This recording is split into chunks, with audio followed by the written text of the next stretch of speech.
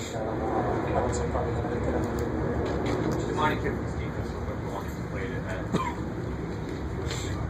No, he's I would say it's different, when you look at it in terms of what he's trying to do.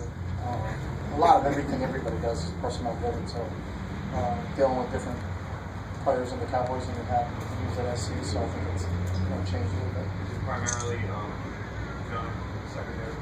No, that's not the case either. I think he does a really good job of mixing things up. They play a good amount of man free, and mix in some cover two in there, so they play a lot of 3 deep, 4 under. So he gives you a lot of problems in terms of how he presents it.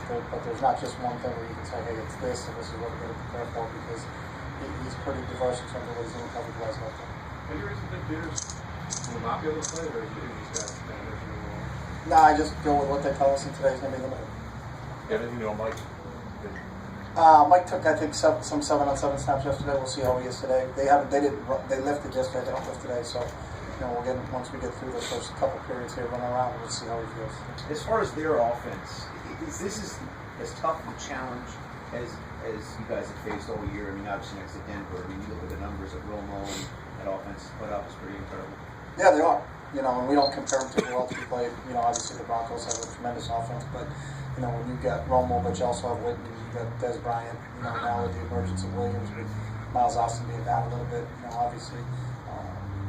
They can do a lot of different things. You just look at the Denver game. It was a hell of a football game, and they can put some points on the board.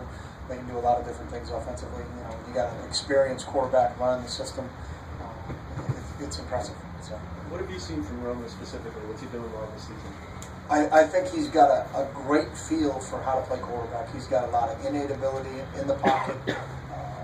He's extremely accurate when he throws, but he also has an uncanny ability just to keep plays alive. And I think how he moves within the pocket, there's a couple guys that, you don't look at him and say, hey, that guy's got great feet, but he does.